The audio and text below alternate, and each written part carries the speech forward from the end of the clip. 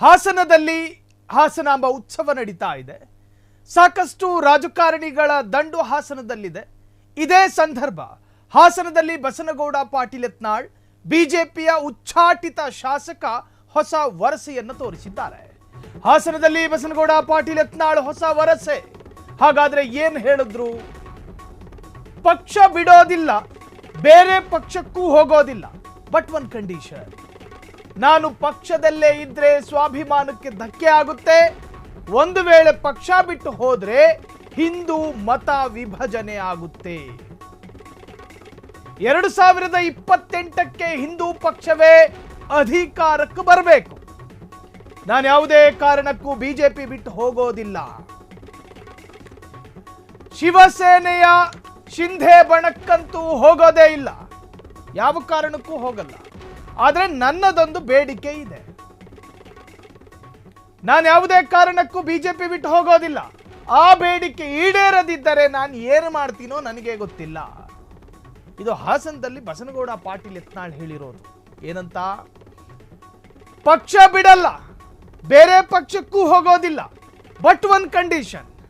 ಇವತ್ತು ಬೆಳಗ್ಗೆ ಶಿಂಧೆ ಬಣದಿಂದ ಹೊಸ ಆಫರ್ ಯತ್ನಾಳಿಗೆ ಬಂದಿದೆ. ಯಾವುದೇ ಗಳಿಗೆ ಬೇಕಾದರೂ ಯತ್ನಾಳ್ ಹೊಸ ಪಕ್ಷಕ್ಕೆ ಜಂಪ್ ಆಗಬಹುದು ಅಥವಾ ಶಿಂಧೆ ಬಣದ ಪಕ್ಷಕ್ಕೆ ಜಂಪ್ ಆಗೋ ಸಾಧ್ಯತೆಗಳಿದಾವೆ ಅನ್ನೋ ಚರ್ಚೆಗಳಾಯಿತು.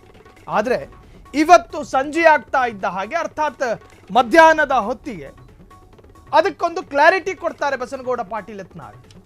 ನಾನು ಖಟ್ಟರ್ ಹಿಂದುತ್ವವಾದಿ, ಪ್ರಖರ ಹಿಂದುತ್ವವಾದಿ. ನಾನು ಯಾವುದೇ ಕಾರಣಕ್ಕೂ ಶಿಂಧೆ ಬಣದ ಪಕ್ಷಕ್ಕೆ ಹೋಗೋದಿಲ್ಲ. ಸ್ವಾಮೀಜಿಯ ಬಹಿರಂಗ ಆಹ್ವಾನ ತಿರಸ್ಕಾರ ಮಾಡುದು. ನಾನು ಒಂದು ವೇಳೆ ಆ ಪಕ್ಷಕ್ಕೆ ಹೋದ್ರೆ, ಆ ಪಕ್ಷದ ವತಿಯಿಂದ ನಾನೇನಾದರೂ ಸ್ಪರ್ಧೆ ಮಾಡಿದ್ರೆ ನನಗೆ ಬರೋ ಮತಗಳೆಲ್ಲ ಹಿಂದೂಗಳ ಮತ. ಬಿಜೆಪಿ ಅಧಿಕಾರವನ್ನು ಕಳ್ಕೊಂಡು ಆ ಕಾಂಗ್ರೆಸ್ ಅಧಿಕಾರಕ್ಕೆ ಬರಬಹುದು. ನಾನು ಒಂದು ವೇಳೆ ಸ್ಪರ್ಧೆ ಮಾಡಿದ್ರೆ ಹಿಂದೂಗಳ ಮತ ವಿಭಜನೆಯಾಗುತ್ತೆ. ಹಾಗಾಗಿ ನಾನು ಯಾವುದೇ ಕಾರಣಕ್ಕೂ ಶಿಂಧೆ ಬಣಕ್ಕೆ ಹೋಗೋದಿಲ್ಲ. ಬಸನಗೌಡ ಪಾಟೀಲ್ ಯತ್ನಾಳ್ ಸ್ಟೇಟ್ಮೆಂಟ್ ಅನ್ನ ಹಂಗೆ ನಿಲ್ಲಿಸಲ್ಲ, ಅವ್ರು ಮುಂದುವರಿಸ್ತಾರೆ. ಒಂದು ವೇಳೆ ನಾನು ಶಿಂಧೆ ಬಣಕ್ಕೆ ಹೋದ್ರೆ ಹಿಂದೂಗಳ ಮತ ವಿಭಜನೆಯಾಗಿ ಹಿಂದೂ ಪಕ್ಷ ಅಧಿಕಾರಕ್ಕೆ ಬರೋದು ತಪ್ಪುತ್ತೆ. ಹಾಗಾಗಿ ಯಾವುದೇ ಕಾರಣಕ್ಕೂ ನಾನು ಆ ಪಕ್ಷಕ್ಕೆ ಹೋಗೋದಿಲ್ಲ. ನನ್ನ ಕಂಡೀಷನ್ಗಳು ಈಡೇರದಿದ್ರೆ ಮಾತ್ರ ನಾನು ಏನು ಮಾಡ್ತೀನೋ ನನಗೆ ಗೊತ್ತಿಲ್ಲ ಅಂತ. ಆ ಕಂಡೀಷನ್ ಮುಂದಕ್ಕೆ ಹೇಳ್ತಾ ಹೋಗ್ತೀವಿ. ನನ್ನ ಬೇಡಿಕೆಗಳನ್ನು ಬಿಜೆಪಿ ಈಡೇರಿಸದಿದ್ದರೆ ನಾನು ಬಿಜೆಪಿಗೂ ಬರೋದಿಲ್ಲ. ಮುಂದೆ ನನ್ನ ರಾಜಕೀಯ ಹೆಜ್ಜೆಗಳು ಏನು ಅನ್ನೋದು ನನಗೆ ಅರ್ಥ ಆಗಲ್ಲ. ಅಂದರೆ ನನ್ನ ರಾಜಕೀಯ ಹೆಜ್ಜೆಗಳು ಆ ಥರದ ಪ್ರಖರತೆಗಳನ್ನು ಪಡ್ಕೊಳ್ಳುತ್ತೆ ಅಂತ. ಹಾಗಾದರೆ ಯಡಿಯೂರಪ್ಪ ಅವ್ರ ಬೇಡಿಕೆಯನ್ನು ಹೇಳೋದಿದು. ಯಡಿಯೂರಪ್ಪರನ್ನ ಬಿಜೆಪಿ ಏನಾದರೂ ಬಿಡದೇ ಇದ್ರೆ ನಾನು ಏನು ಮಾಡ್ತೀನೋ ನನಗೆ ಗೊತ್ತಿಲ್ಲ. ಯಡಿಯೂರಪ್ಪನನ್ನ ಬಿಟ್ಟು ಬಿಜೆಪಿ ಕಟ್ಟಲಿ, ಯಡಿಯೂರಪ್ಪ ಕುಟುಂಬ ಇರೋವರೆಗೂ ಬಿಜೆಪಿ ಉದ್ಧಾರ ಆಗಲ್ಲ. ಯಡಿಯೂರಪ್ಪ ಕುಟುಂಬ ಇರೋವರೆಗೂ ಉದ್ಧಾರ ಆಗಲ್ಲ. ಒಂದು ವೇಳೆ BS-ವೈರನ್ನ ಬಿಜೆಪಿ ಇಟ್ಟುಕೊಂಡ್ರೆ ನಾನು ಬಿಜೆಪಿಗೆ ಹೋಗೋದಿಲ್ಲ. ನಾನು ಹೋದ ಕಡೆ ಸಾವಿರಾರು ಜನ ಸೇರ್ತಿದ್ದಾರೆ. ನನ್ನನ್ನೇ ಮುಖ್ಯಮಂತ್ರಿ ಮಾಡ್ಲಿ, ಮಸೀದಿಗಳನ್ನು ಉರುಳಿಸುತ್ತೇನೆ. ಅಕ್ರಮವಾಗಿರುವ ಮಸೀದಿಗಳನ್ನು ಬುಲ್ಡೋಸರ್ ನುಗ್ಸಿ ಬೀಳಿಸ್ತೀನಿ. ಯಡಿಯೂರಪ್ಪನನ್ನ ಬಿಟ್ಟು ಬಿಜೆಪಿ ಕಟ್ಟಲಿ. ಯಡಿಯೂರಪ್ಪ ಕುಟುಂಬ ಇರೋವರೆಗೂ ಬಿಜೆಪಿ ಉದ್ಧಾರ ಆಗೋದಿಲ್ಲ. ಒಂದು ವೇಳೆ BS-ವೈರನ್ನ ಬಿಜೆಪಿ ಇಟ್ಕೊಂಡ್ರೆ ನಾನು ಬಿಜೆಪಿಗೆ ಹೋಗೋದಿಲ್ಲ. ನಾನು ಹೋದ ಕಡೆ ಸಾವಿರಾರು ಜನ ಸೇರ್ತಿದ್ದಾರೆ. ನನಗೂ ವರ್ಚಸ್ಸಿದೆ. ನನ್ನನ್ನ ಮುಖ್ಯಮಂತ್ರಿ ಮಾಡಲಿ, ಮಸೀದಿಗಳನ್ನು ಉರುಳಿಸ್ತೀನಿ. ಅಕ್ರಮವಾಗಿರುವ ಮಸೀದಿಗಳನ್ನು ಬುಲ್ಡೋಸರ್ ನುಗ್ಸಿ ಬೀಳಿಸ್ತೀನಿ ಅಂತ ಹೇಳ್ತಾರೆ ಬಸನಗೌಡ ಪಾಟೀಲ್ ಯತ್ನಾಳ್. ಯಡಿಯೂರಪ್ಪನನ್ನ ಬಿಟ್ಟು ಬಿಜೆಪಿ ಕಟ್ಟಬೇಕು. ಯಡಿಯೂರಪ್ಪ ಮತ್ತು ಯತ್ನಾಳ್ ಪರಸ್ಪರ ಸಾಂಪ್ರದಾಯಿಕ ರಾಜಕೀಯ ಶತ್ರುಗಳು. BY ವಿಜಯೇಂದ್ರ ಯಾವಾಗ ಬಿಜೆಪಿಯ ರಾಜ್ಯಾಧ್ಯಕ್ಷರಾಗಿ ಪಟ್ಟಾಭಿಷೇಕ ಆಯಿತೋ ಆ ದಿನದಿಂದ ಈ ದಿನದವರೆಗೂ ಕೂಡ ವಿಜೇಂದ್ರರ ವಿರುದ್ಧ ನಿರಂತರವಾಗಿ ಕತ್ತಿ ಮಸೀತಾನೆ ಬಂದಿದ್ದಾರೆ ಬಸನಗೌಡ ಪಾಟೀಲ್ ಯತ್ನಾಳ್. ಅವರು ಉಚ್ಚಾಟನೆ ಆಗೋದಕ್ಕೂ ಕೂಡ ಅದೇ ತರಹದ ಹೇಳಿಕೆಗಳೇ ಕಾರಣ ಆಯಿತು. BY ವಿಜೇಂದ್ರರ ವಿರುದ್ಧ ಸಾಕಷ್ಟು ಬಾರಿ ಸಮರ ಸಾರಿದ್ರಲ್ಲ, ಅದೇ ಕಾರಣ ಮುಂದಿಟ್ಟುಕೊಂಡೇ ಬಿಜೆಪಿಯ ರಾಷ್ಟ್ರೀಯ ಸಮಿತಿ ಶಿಸ್ತು ಸಮಿತಿ ಅವರಿಗೆ ಶೋಕಾಸ್ ನೋಟಿಸ್ ಜಾರಿ ಮಾಡಿತು. 3 ನೋಟಿಸ್ ಜಾರಿ ಮಾಡಿತು. ಅದಾದ ನಂತರ ಉತ್ತರ ಇಲ್ಲ ಅಂತ ಹೇಳಿ ಆ ಕಾರಣವನ್ನೇ ಮುಂದಿಟ್ಟುಕೊಂಡು ಅವರನ್ನು ಅಧಿಕೃತವಾಗಿ ಅಲ್ಲಿಂದ ಉಚ್ಚಾಟನೆ ಮಾಡಿತು. ಈಗ ಬಿಜೆಪಿಯ ಮುಂದೆ ಯತ್ನಾಳ್ ಇಡ್ತಾ ಇರತಕ್ಕಂಥ ಬೇಡಿಕೆ ಏನು? ಇದೇ ಬೇಡಿಕೆ. ನೀವು ಯಡಿಯೂರಪ್ಪರನ್ನ ವಿಸರ್ಜನೆ ಮಾಡದ ಹೊರತು ನಾನು ಬಿಜೆಪಿಗೆ ಬರೋದಿಲ್ಲ. ನೇರವಾಗಿ ಹೇಳ್ತಿದ್ದಾರೆ ಅವರು. ನೇರವಾಗಿ ಯಡಿಯೂರಪ್ಪರ ಕುಟುಂಬ ಬಿಜೆಪಿಯಲ್ಲಿ ಇರೋವರೆಗೂ ಬಿಜೆಪಿ ಉದ್ಧಾರ ಆಗೋದಿಲ್ಲ ಅಂತ ಯಾರು ಹೇಳೋದಿದು? ಇದೇ ಬಸನಗೌಡ ಪಾಟೀಲ್ ಯತ್ನಾಳ್ ಹೇಳೋದು. ಒಂದು ವೇಳೆ ಅವರನ್ನ ನೀವು ಬಿಟ್ಟು ಬಿಜೆಪಿಯನ್ನ ಕಟ್ಟುವುದಾದರೆ ನಾನು ಬಿಜೆಪಿಗೂ ಬರ್ತೀನಿ, ಬಿಜೆಪಿಯನ್ನ ಮತ್ತಷ್ಟು ಪಕ್ವತೆಯ ಪಕ್ಷವಾಗಿ ಮಾರ್ಪಡಿಸ್ತೀನಿ ಅಂತ ಬಸನಗೌಡ ಪಾಟೀಲ್ ಯತ್ನಾಳ್ ಹಾಸನದಲ್ಲಿ ನಿಂತ್ಕೊಂಡು ಈ ಹೇಳಿಕೆ ಕೊಡೋದು. ನಾನು ಹೋದ ಕಡೆ ಈಗಾಗಲೇ ಸಾವಿರಾರು ಜನ ಸೇರ್ತಿದ್ದಾರೆ. ನನಗೇನು ವೈಯಕ್ತಿಕ ವರ್ಚಸ್ ಇಲ್ಲ ಅನ್ಕೋಬೇಡಿ. ನನಗೆ ನನ್ನದೇ ಆದ ಒಂದು ಸಾಮ್ರಾಜ್ಯ ಇದೆ ರಾಜ್ಯದಲ್ಲಿ. ನನ್ನನ್ನೇ ಮುಖ್ಯಮಂತ್ರಿ ಮಾಡಲಿ, ಮಸೀದಿಗಳನ್ನು ಉರುಳಿಸ್ತೇನೆ, ಅಕ್ರಮವಾಗಿರುವ ಮಸೀದಿಗಳನ್ನು ಬುಲ್ಡೋಸರ್ ನುಗ್ಸಿ ಬೀಳಿಸ್ತೀನಿ.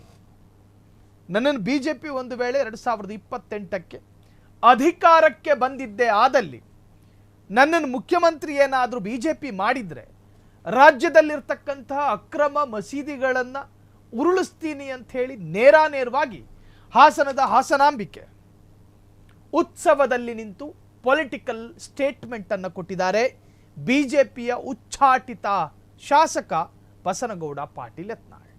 ಅಲ್ಲಿಗೆ ಅವರ ಹೇಳಿಕೆ ನಿಲ್ಲುವುದಿಲ್ಲ.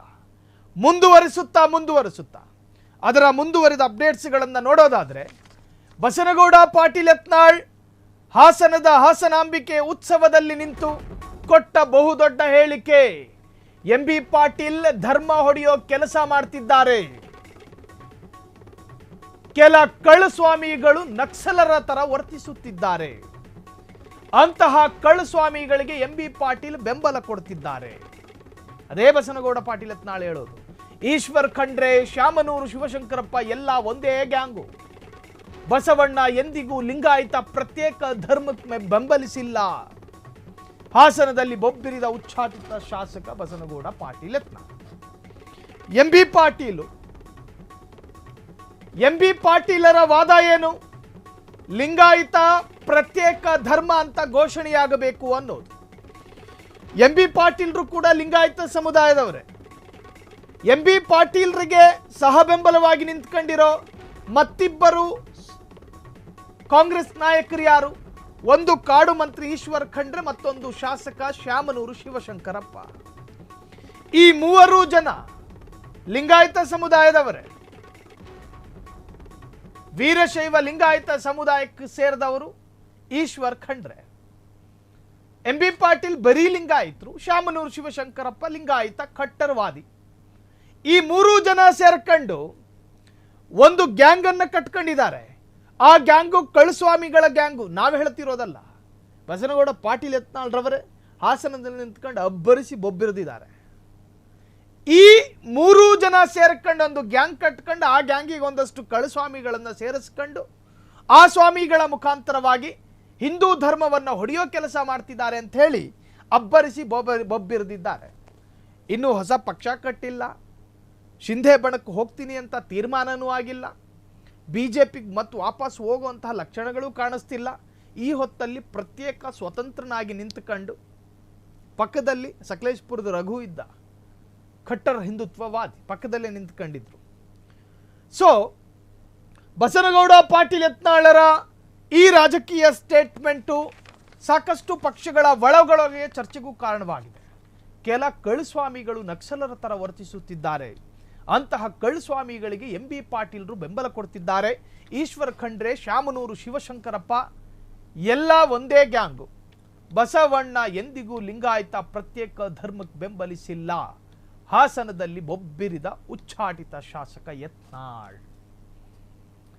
ಬಸವ ತತ್ವದ ಆಧಾರದಲ್ಲಿ ಲಿಂಗಾಯತ ಸಮುದಾಯ ಪ್ರತ್ಯೇಕ ಧರ್ಮ ಘೋಷಣೆಯಾಗಬೇಕು ಅಂತ ಹೇಳಿ ಒಂದಷ್ಟು ಸ್ವಾಮೀಜಿಗಳು ಹೋರಾಟವನ್ನು ಮಾಡ್ತಿದ್ದಾರೆ. ಭಾರತವೂ ಸೇರಿ 5.5 to 6 ಕೋಟಿ ಲಿಂಗಾಯತ ಸಮುದಾಯದ ಪ್ರತಿನಿಧಿಗಳು ಭಾರತದಲ್ಲಿದ್ದಾರೆ. ನಮಗೂ ಒಂದು ಪ್ರತ್ಯೇಕ ಧರ್ಮ ಬೇಕು, ಸರ್ಕಾರಿ ಸವಲತ್ತು, ಸರ್ಕಾರಿ ಅನುಕೂಲಕ್ಕಾಗಿ ಪ್ರತ್ಯೇಕ ಧರ್ಮ, ಜೈನ ಧರ್ಮ ಹೆಂಗೆ ಪ್ರತ್ಯೇಕನೋ, ಇಸ್ಲಾಂ ಧರ್ಮ ಹೆಂಗೆ ಪ್ರತ್ಯೇಕನೋ, ಸಿಖ್ ಧರ್ಮ ಹೆಂಗೆ ಪ್ರತ್ಯೇಕನೋ, ಬೌದ್ಧ ಧರ್ಮ ಹೆಂಗೆ ಪ್ರತ್ಯೇಕನೋ, ಹಾಗೆ ಲಿಂಗಾಯತ ಧರ್ಮವು ಪ್ರತ್ಯೇಕ ಆಗಬೇಕು ಅಂತ ಹೇಳಿ ಹೋರಾಟ ಮಾಡುತ್ತಿದ್ದಾರೆ. ಆ ಪೈಕಿ ಒಂದಷ್ಟು ಜನ ಕಳುಸ್ವಾಮಿಗಳಿದ್ದಾರೆ ಅಂತ ಹೇಳಿ ಬಸನಗೌಡ ಪಾಟೀಲ್ ಯತ್ನಾಳ್ ಹಾಸನದಲ್ಲಿ ಅಬ್ಬರಿಸಿ ಬೊಬ್ಬರಿದಿದ್ದಾರೆ. ಕ್ಷಣ ಕ್ಷಣದ ಸುದ್ದಿಗಳಿಗಾಗಿ ಫ್ರೀಡಂ ಟಿವಿ ಸಬ್ಸ್ಕ್ರೈಬ್ ಮಾಡಿ, ಲೈಕ್ ಮಾಡಿ ಹಾಗೂ ಫಾಲೋ ಮಾಡಿ. ಹೊಸ ಸುದ್ದಿಗಳ ನೋಟಿಫಿಕೇಶನ್ಗಾಗಿ ಬೆಲ್ ಐಕಾನ್ ಮೇಲೆ ಕ್ಲಿಕ್ ಮಾಡಿ.